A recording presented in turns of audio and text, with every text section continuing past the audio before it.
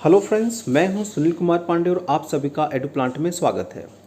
आज हम सीटेट में पूछे जाने वाले कुछ वैसे क्वेश्चंस को देखेंगे कि जो आपको ज़रूर मार्क्स दिलाते हैं, क्योंकि ये क्वेश्चंस बहुत आसान होते हैं बशर्ते आप उन पर एक नज़र डाल लें। तो लेते हैं पहला क्वेश्चन, जो कि कहता है कि फिजिकल और इमोशनल हेल्थ का लर्निंग के ऊपर क्या प्रभाव पड़ता है। इन दोनों के बीच का रिलेशनशिप पूछा जा रहा है। यहाँ पर कहता है कोई प्रभाव नहीं पड़ता, कोई संबंध ही नहीं इन दोनों का, और एक महत्वहीन भूमिका निभाता है, ऐसी कोई बात नहीं है। हम सभी को पता है कि बच्चों का जो शारीरिक और भावनात्मक स्वास्थ्य है उनका लर्निंग के ऊपर बहुत ज़्यादा असर पड़ता है। इसीलिए इस क्वेश्चन का आंसर बी सही होगा। ठीक है, बढ़ते हैं नेक्स्ट क्वेश्चन की तरफ। Childrens failure in school. ध्यान दीजिए यहाँ पर कि बच्चों के स्कूल में फेल हो जाने की स्थिति बताई गई है, और ऐसे में इसके लिए कौन जिम्मेवार होगा, इसको लेकर के ये क्वेश्चन पूछा गया है, जो कि आप ऑप्शंस में देख सकते हैं कि ये सुझाव देता है कि वंचित पृष्ठभूमि के बच्चे सीखने में सक्षम नहीं हैं। हम सभी को पता है कि हर एक बच्चे के अंदर टैलेंट होता है, वो अपने डेवलपमेंट को करने के लिए उनके अंदर कैपेसिटी होती है। बी ऑप्शन कहता है, इंगित करता है कि स्कूल इन बच्चों की ज़रूरतों और हितों को पूरी करने में सक्षम नहीं है। सी कहता है कि अगर बच्चे फेल हो जाते हैं स्कूल में तो ये साबित करता है कि इन बच्चों को आनुवांशिक जन्म दोष है और इसलिए उन्हें स्कूल से बाहर कर देना चाहिए। बिल्कुल गलत बात है ये। डी ऑप्शन कहता है कि यह दर्शाता है कि माता पिता अपने बच्चों को सीखने में सहायता नहीं कर पाए। अरे वो आए अगर स्कूल है तो बच्चे के माता पिता को क्यों रिस्पॉन्सिबल ठहरा रहे हो। इसलिए इस क्वेश्चन में हम देख सकते हैं कि ऑप्शन बी जो है इंगित करता है कि स्कूल बच्चों की ज़रूरतों और हितों को पूरी करने में सक्षम नहीं रहा है। इसका आंसर बी होगा। बढ़ते हैं थर्ड क्वेश्चन की तरफ। आकलन का प्राथमिक उद्देश्य क्या होना चाहिए। हम क्यों असेसमेंट करते हैं? क्या छात्रों को रैंक देने के लिए? बी ऑप्शन कहता है कि हम इसलिए आकलन करते हैं ताकि संबंधित अवधारणाओं के बारे में बच्चों की स्पष्टता कितनी हुई है और उनमें कोई भ्रम तो नहीं है, कहीं कन्फ्यूजन तो नहीं है, इस बात को समझने के लिए हम असेस करते हैं। बिल्कुल सही बात है, आंसर बी इसका सही होगा। जबकि सी और डी पर अगर हम नज़र डालते हैं तो देखते हैं कि छात्रों को उनके स्कोर के अनुसार लेबल करना, हम लेबलिंग के लिए नहीं करते हैं, रिपोर्ट कार्ड में पास फेल के लिए भी नहीं करते हैं। सो बी आंसर इज करेक्ट। बढ़ते हैं फोर्थ क्वेश्चन की तरफ। Children should dash questions in the class. बच्चों को कक्षा में किया जाना चाहिए। क्या किया जाना चाहिए? यहाँ पर आप देख सकते हैं ए बी सी डी हम लेंगे। यहाँ पर 1 2 3 4 में है, जो कि सीटेट का पैटर्न होता है, वहाँ पर 1 2 3 4 होता है। यहाँ पर मैंने क्वेश्चंस में कहीं ए बी सी डी लिखा हुआ है, कहीं पर 1 2 3 4 आ जाएगा, तो इसमें घबराने वाली बात नहीं। ओके, सो हम ले रहे हैं यहाँ पर कि बच्चों को कक्षा में प्रश्न पूछने के लिए, बिल्कुल हम सभी को पता है कि प्रश्न पूछने के लिए हमें इन बच्चों को ज़रूर से ज़रूर प्रोत्साहित करना चाहिए ताकि उनके मन में कोई अगर डाउट है तो वो क्लियर हो सके।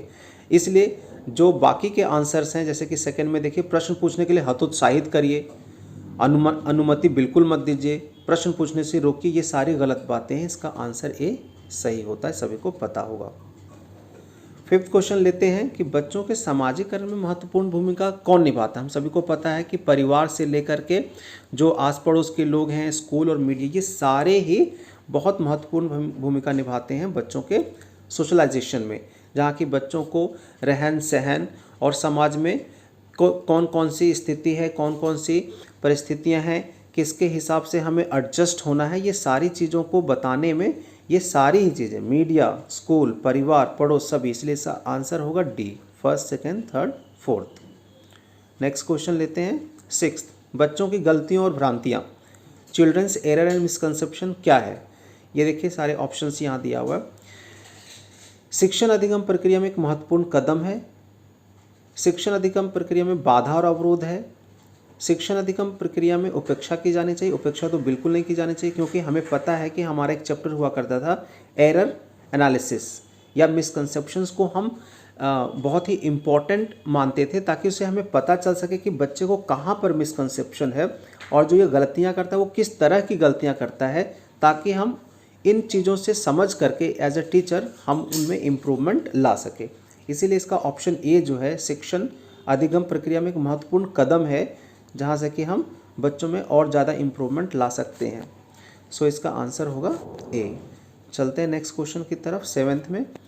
Which of this is an example of extrinsic motivation. आप सभी को पता है कि इंट्रिंजिक और एक्सट्रिंजिक ये दो तरह के मोटिवेशन होते हैं जो हमें कोई काम करने के लिए प्रेरित करते हैं।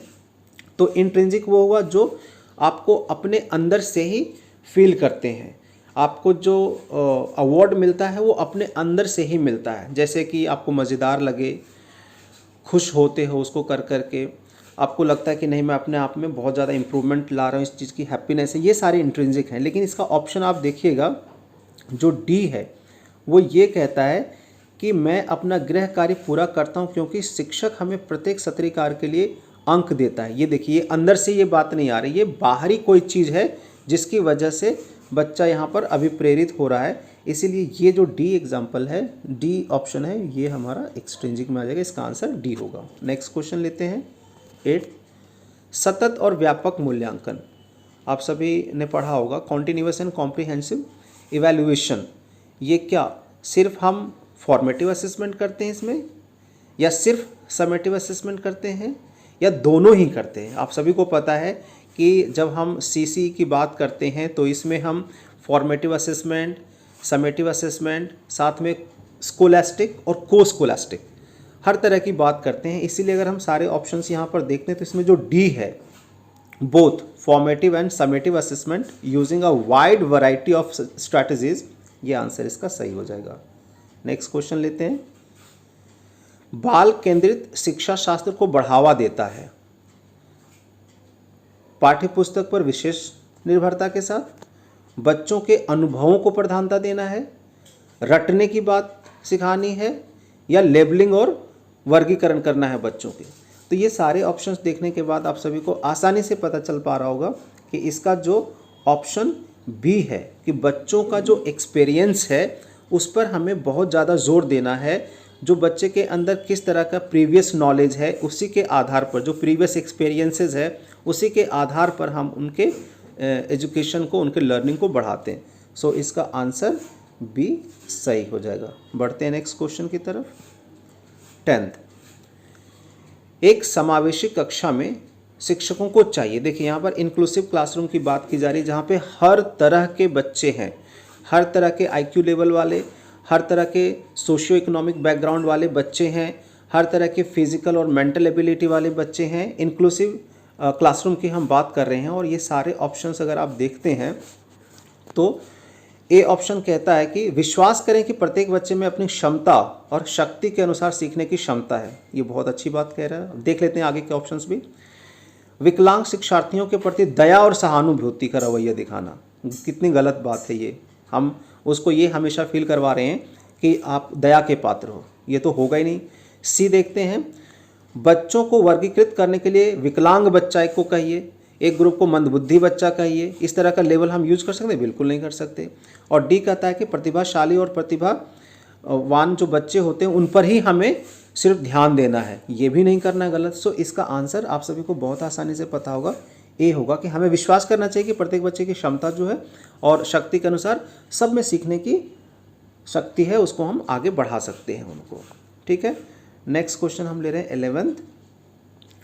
रचनात्मकता की प्राथमिक पहचान क्या है? क्या जो रचनात्मक स्टूडेंट होगा या कोई भी रचनात्मक है अगर, तो उनकी समझ कम होती है, वो बहुत ही ज़्यादा एक्टिव होते हैं, या फिर बहुत ही ज़्यादा असावधानी बरतते हैं वो?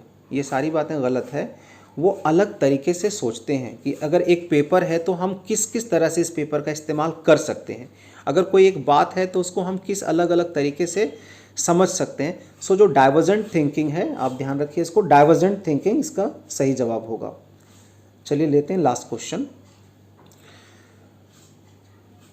निम्न में से कौन से वंचित और वंचित पृष्ठभूमि के शिक्षार्थियों को संबोधित करने के लिए एक प्रभावी रणनीति है? देखिए जो यहाँ पर स्टूडेंट लिया गया है वो वंचित पृष्ठभूमि के शिक्षार्थियों की बात की जा रही है, जो कि डिसएडवांटेज्ड ग्रुप से आ रहे हैं, वो डिप्राइव्ड ग्रुप हैं, गरीब हैं, वो बहुत ही वंचित रहे हैं।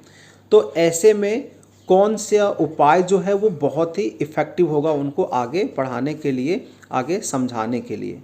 ठीक है, सो आप देखिए ऑप्शंस आपके सामने है, शिक्षार्थियों में उनकी ज़रूरतों और उनके सामने आने वाली चुनौतियों को समझने के लिए उनसे बात करें, है ना, उनसे अलग अलग तरीके से हम बात करें कि आप कैसे आगे शिक्षित हो पाओगे। एक ऑप्शन ये है। बी ऑप्शन कहता है कि शिक्षार्थियों को स्कूल के बाहर ट्यूशन के लिए नामांकन कर दो जी, ट्यूशन पढ़ाने की बात है, जो कि बिल्कुल गलत है। सी कहता है छात्रों को मामूली चुनौतीपूर्ण लक्ष्य निर्धारित करने और उचित निर्देशात्मक सहायता प्रदान के लिए प्रेरित करने की यहाँ पर बात की गई है। ये भी अच्छी एक बात है। छात्रों को मामूली चुनौतीपूर्ण लक्ष्य निर्धारित करने, हाँ। और डी कहता है कि गतिविधियों पर काम करने के लिए सहयोगी समूह बनाना और छात्रों, हम देख सकते हैं कि डी वाला भी अच्छी बात कर रहा है, सी में भी अच्छी बात की गई है, ए में भी अच्छी बात की गई है। जो बी है वही एक प्रभावी रणनीति नहीं है, क्योंकि यहाँ पर नहीं की बात की गई है कि कौन सी इसमें नहीं है। सो इसका आंसर हो जाएगा बी, कि हम ट्यूशन की बात नहीं करेंगे कि ट्यूशन लगवाओ जी तभी तुम सीख पाओगे, नहीं, बाकी सारी चीज़ें अच्छी है। तो इस तरह से 12 क्वेश्चन हम अभी तक देख चुके हैं कि ये वैसे क्वेश्चन हैं जो अगर आप ध्यान से देखो तो आपको पहले से ही पता है। ऐसे क्वेश्चंस को गलत करने का सवाल ही नहीं है, आप बिल्कुल सही करके आओगे और इसमें जो आपके मार्क्स हैं वो ज़रूर आपको मिलेंगे। नेक्स्ट पार्ट में मैं और भी क्वेश्चंस ऐसे लेकर के आऊँगा जो कि आपको श्योर और श्योर मार्क्स दिलाएंगे ही दिलाएंगे। Thank you guys. अगर आपको ये वीडियो पसंद आई हो तो आप आगे से शेयर करें, लाइक करें और चैनल को सब्सक्राइब कर लें। Thank you.